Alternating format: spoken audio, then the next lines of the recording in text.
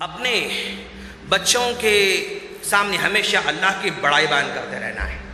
بیٹا دیکھو یہ جھاڑ ماشاءاللہ کیسے ٹھہرا ہوا ہے، دیکھو یہ موز ہے، اللہ تعالیٰ کیسے موز بنا، دیکھو آپ یہ موز کا ٹیسٹ نہ وہ چاکلیٹ میں آ سکتا ہے، نہ وہ روٹی میں آ سکتا ہے، نہ یہ کھانے میں آ سکتا ہے، نہ یہ پانی میں آ سکتا ہے، نہ وہ جو ہے حلوے میں آ سکتا ہے، نہ وہ لسی میں آ سکتا، کسی میں نہیں آ سکتا۔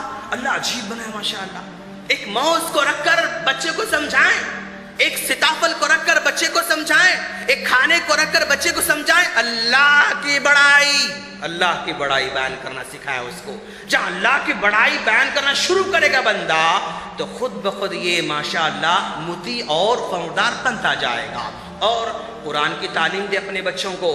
ہاں ہر آدمی آج قرآن کی تعلیم کے سلسلے میں سنجیدہ ہوتا ہوا نظر آ رہا ہے، لیکن اس کے لیے بھرپور ٹائم نہیں نکال پا رہا ہے۔ آج ہر اسکول جانے والے بچوں کو ہم عربی کو بھیجتے ہیں یا اپنے گھر میں کسی مول صاحب کو بلا کر ہم پڑھاتے ہیں، لیکن جتنا ٹائم اس کو دینا ہے کیا ہم اس کا ٹائم دے رہے ہیں؟ اتنا نہیں دیتے ہم لوگ۔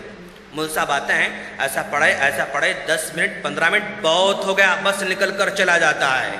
پھر ہم بھی کیا سوچتے ہیں، ارے ہمارے بچے کو میتھس پڑھنا ہے، ہمارے بچے کو انگلش پڑھنا ہے، ہمارے بچہ وہاں جاتا ہے یہاں جاتا ہے، 2-4 گھنٹے اپنے اسکول کے ہوم ورک میں لگا دیتے ہیں اپنے بچوں کو، لیکن قرآن کا جہاں مسئلہ آتا ہے نا بہت ہی شارٹ ٹائم دے رہے ہیں ہم لوگ۔ اس کے لیے ٹائم کو ذرا بڑھانا ہوگا، زیادہ ٹائم اس کے لیے فراہم کرنا ہوگا قرآن کی تعلیم کے لیے دوستو۔